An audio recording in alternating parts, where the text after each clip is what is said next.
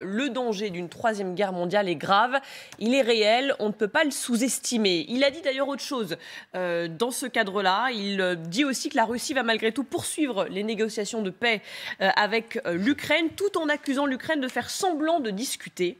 Voilà, et c'est dans ce contexte qu'il met en garde contre le risque d'une troisième guerre mondiale. Une réaction, Sergueï Girnov? J'ai commencé à en parler dès le premier jour. Le 27, quand Poutine a ordonné la mise en alerte spéciale des forces nucléaires, tout le monde l'a compris. Et depuis, c'est une escalade. C'est une escalade depuis 2 mois. Même Lavrov, la dernière fois, soi-disant, il était rassurant, parce qu'il a dit non, ne vous inquiétez pas. Sauf que...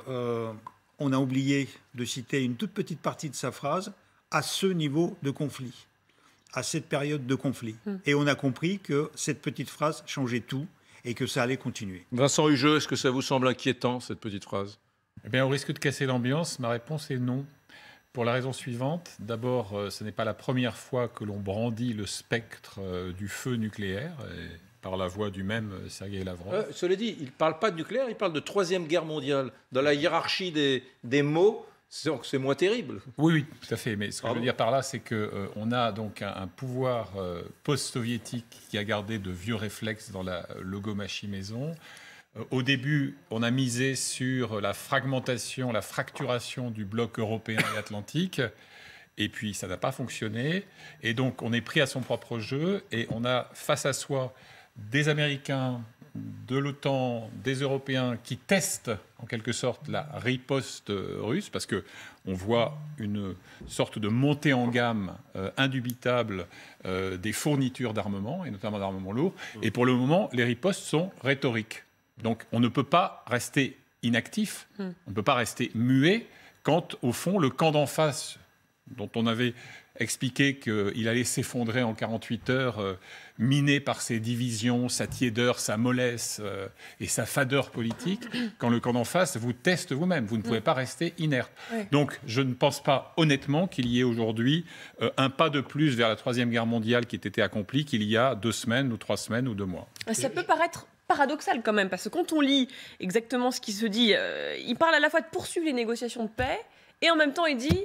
Attention au risque de Troisième Guerre mondiale. Alors, attendez, c'est un jeu qu'il a depuis le début, ça. Oui. Comment peut-on poursuivre quelque chose qui n'a pas été amorcé? Parce qu'en réalité, il y a des simulacres de négociation. On est dans une posture de propagande contre propagande, etc. Il faut apparaître comme ceux qui sont ouverts au compromis. Mais en réalité, on n'est pas entré dans la matérialité d'une négociation réelle.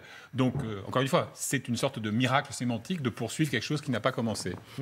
Vous connaissez, vous avez bien connu, vous avez rencontré bien des fois dans le cadre de vos activités au Figaro, Sergueï Lavrov. Sergueï Lavrov, le ministre des Affaires étrangères de la Fédération de Russie, si proche de Vladimir Poutine, personnage à la fois très complexe, sophistiqué, intelligent, presque intellectuel, mi-arménien, mi-géorgien. Mi-géorgien, mi-arménien. Ouais, c'est un personnage étonnant. Et alors, non, mais ce qui m'avait beaucoup frappé, moi, pour avoir discuté avec lui, en dehors même de l'interview, c'est son anti-occidentalisme, mais affirmé, virulent, qui est exactement celui qu'on prête à Vladimir Poutine, d'ailleurs, en disant qu'on est une espèce de civilisation dépravée, qui a tourné le dos et le regard vers le bon sens, vers les valeurs qui sont les valeurs de la probité, de l'honnêteté. Et il y a un anti-occidentalisme, ce qui me fait dire, et ce qui me faisait dire ici, il n'y a pas très longtemps, que au tournant du XXe siècle, du XXIe siècle, on a parlé de choc des civilisations vis-à-vis du monde arabo-islamique et notamment de l'islamisme, enfin de ceux qui prenaient l'islamisme à l'occasion des attentats et notamment du World Trade Center, mais qu'en fait ce choc de les civilisations, on le retrouve d'une certaine façon avec la Russie, alors, quand elle est défendue par Vladimir Poutine et par Sergueï Lavrov, qui estiment ne pas vivre du tout dans le même monde que nous.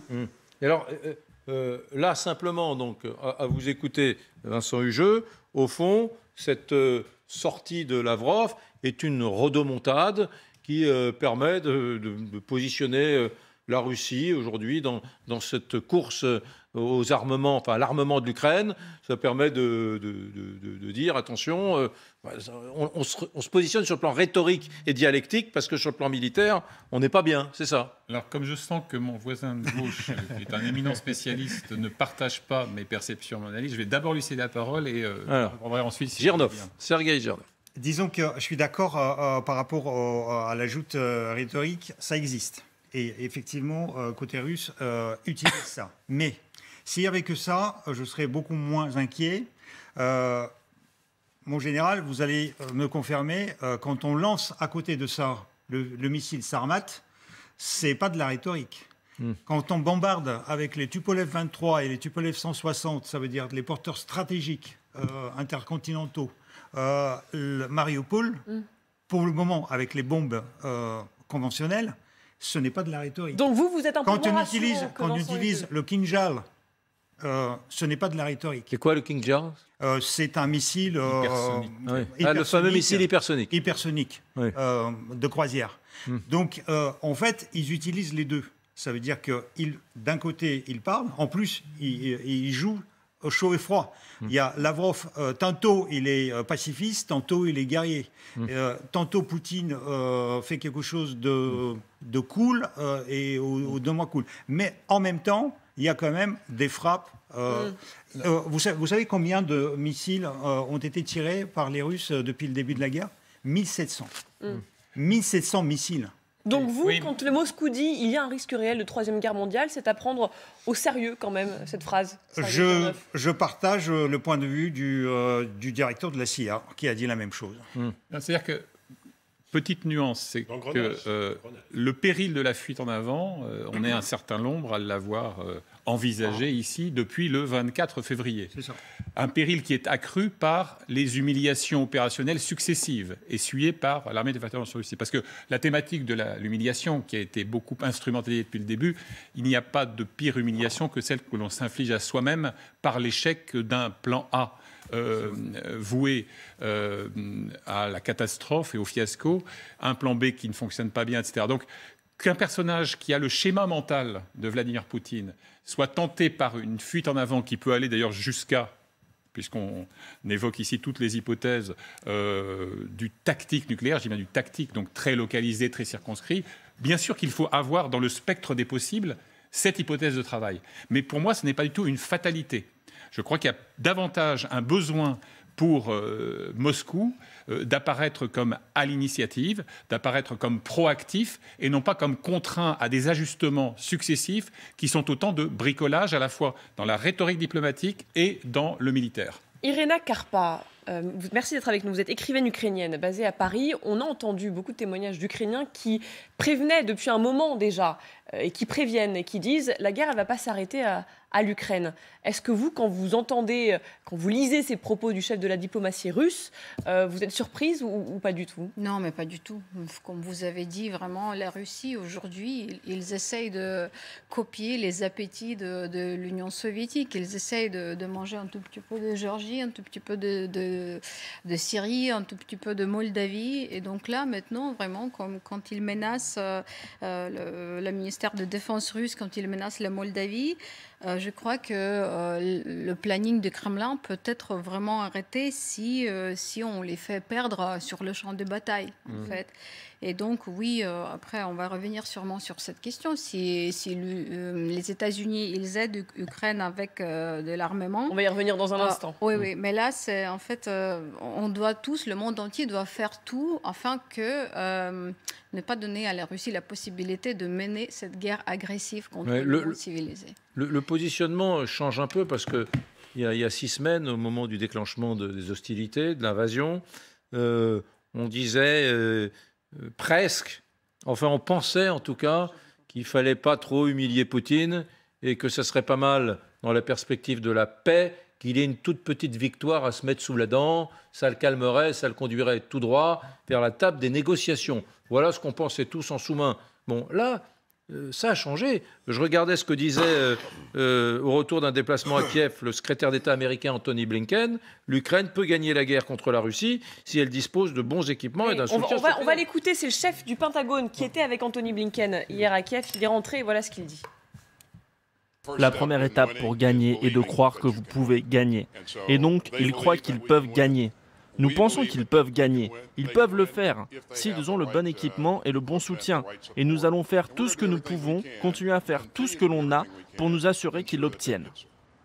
Bon, général Trinquant, on est maintenant dans des buts de guerre des Occidentaux, de l'OTAN, de l'Europe, des États-Unis, des Ukrainiens, qui sont beaucoup plus ambitieux et qui n'ont finalement que faire des états d'âme de Poutine. Il faut gagner. Oui, alors, permettez-moi, arrivant un peu tardivement là, sur le plateau, d'avoir une sorte d'arbitrage et de concourir plutôt à ce que disait Vincent Hugeux sur l'escalade contrôlée. Et de la part des Occidentaux, il y a une escalade contrôlée. Au départ, c'était des missiles, ensuite des blindés, des chars, de l'artillerie. Et en fait, à chaque fois, on teste un petit peu jusqu'où Poutine est capable d'accepter ce qu'on est en train de faire. Et donc, la visite américaine à Kiev hier, c'est le résultat d'une escalade progressive depuis 2 mois. Vous avez raison, depuis 2 mois. Au début, on n'osait pas, il fallait pas, on n'allait pas faire, etc. Et de plus en plus, on y arrive. Et on regarde un petit peu Poutine, quelles sont ses réactions aujourd'hui? Alors, moi, je note, il y a eu des réactions dans les frappes extrêmement intéressantes aujourd'hui. Pour la première fois, il frappe des nœuds ferroviaires. C'est quelque chose de neuf. Autrefois, il ne le faisait pas. Alors, il faut savoir que la logistique russe repose beaucoup sur le rail. Et donc, ils gardaient probablement le rail pour pouvoir l'utiliser pour leur logistique. Maintenant, ils savent qu'ils ne peuvent plus aller de l'autre côté du Dniepr, quasiment. Et donc, ils frappent de ce côté-là. Et ils savent bien en plus que les renforcements occidentaux arrivent par le rail. On l'a bien vu. On voyait des trains avec des blindés dessus. Donc, je pense que d'un côté, les Occidentaux ont testé et ont su jusqu'à quel moment, pour l'instant, ils peuvent escalader. Je pense effectivement que la menace nucléaire... Monsieur Lavrov avait dit il y a plusieurs semaines, non, le nucléaire, ce n'est pas nous qui en avons parlé, c'est vous. C'est le temps, en citant Monsieur Le Drian à l'époque. Et là, il parle de la 3e guerre mondiale. Et je suis assez d'accord avec votre avis, ce n'est pas la même chose. Donc, une escalade possible, oui. Mais en revanche, pour revenir à la question que vous posiez à propos de jusqu'où est-ce que ça va étendre le conflit, en revanche, les Russes sont certains d'une chose, s'il y a une ligne rouge qui existe bien, c'est celle de l'OTAN. Et que celle-là, ils ne pourront pas la franchir. Parce que là, il y aura des réponses qui commencent à être préparées très sérieusement. Donc je pense qu'on est toujours dans l'escalade. Et si vous me permettez, je vous écoutais à propos de M. Lavrov, qui se trouve que je connais, puisque j'étais à New York en même temps que lui, et sur la différence de civilisation, je vous donnerai juste une anecdote. Je partais en vacances au mois d'août, je lui ai dit, monsieur l'ambassadeur, vous partez où? Et j'ai dit, je pars en Sibérie. Et là, je coupe le bois, je pêche dans la rivière, je suis dans mon isba, il n'y a pas d'électricité, il n'y a rien. Et ça, c'est la vraie vie. Et on voit bien qu'effectivement, il est tout à fait... Et souvenez-vous des images du président Poutine. Il n'y a pas qu'à torse nu. Voilà, exactement. Souvenez-vous du président Poutine, torse nu, à cheval, allant chasser l'ours ou je ne sais pas quoi. Enfin, c'est un peu ça. Donc, on voit bien qu'on est sur 2 systèmes différents qui, aujourd'hui, depuis 2 mois, se mesurent par les armes et essayent de voir jusqu'où ils peuvent aller. L'aide militaire américaine s'élève à 3,4 milliards de dollars à l'heure où on parle. C'est la plus grosse aide occidentale. Ces propos de Sergueï Lavrov, ça peut être une réponse justement à cette aide militaire américaine qui s'accumule là depuis des semaines maintenant. Bah oui, ça c'est évident. Hein, donc il fallait donner la réponse. Juste un petit clin d'œil. Donc et Poutine et Lavrov, eux et Shoigu, ils vont dans la taïga, torse nu. Sauf que la fille de Lavrov, elle vivait aux États-Unis. La fille de Peskov, elle vivait en France. La fille de Poutine, elle vivait en Hollande, etc., etc. Ça veut dire qu'ils sont des pharisiens. Et ils sont, ils disent qu'ils adorent, ils sont les patriotes. Notre ami Solovyov, là, que vous montrez assez souvent, celui sur la première chaîne. Ah oui, le présentateur de la première chaîne. Ouais. Il avait sa villa en Italie. Qui a été confisqué d'ailleurs, enfin confisqué ou arrêté ou gelé.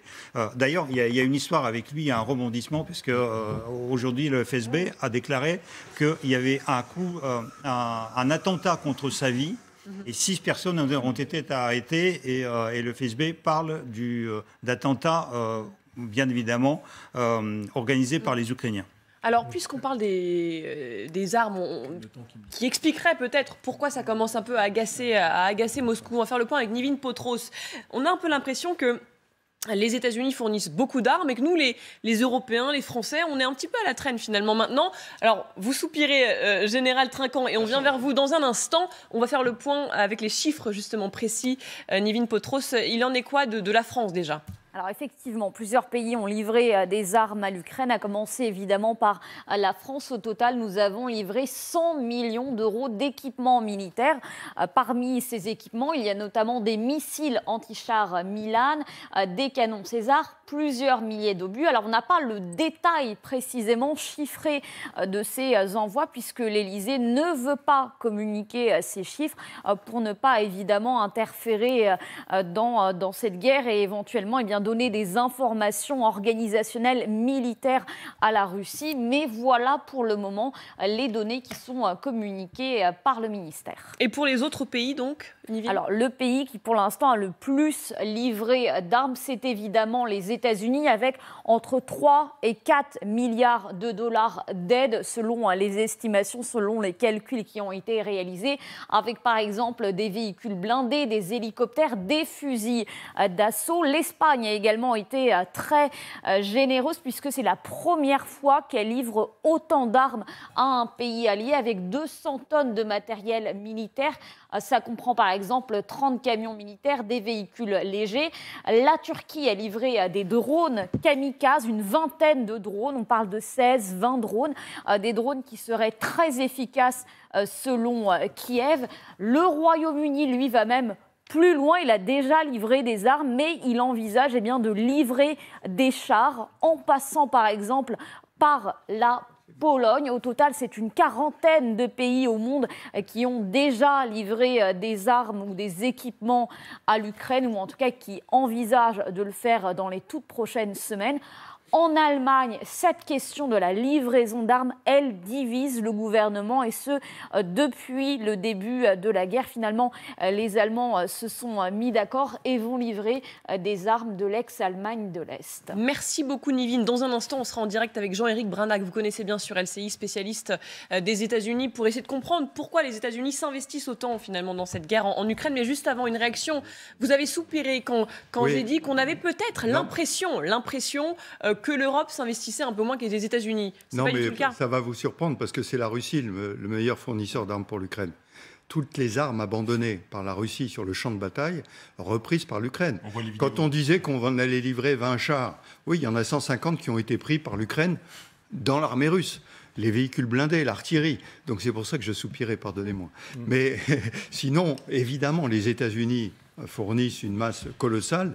Les Européens, d'abord, tous les ex-pays d'Europe de l'Est, parce qu'ils ont fourni des armements qu'en fait ils avaient récupérés mais dont ils ne servaient plus beaucoup, mais qui sont du même type que la Russie. Donc ça leur permet de les fournir.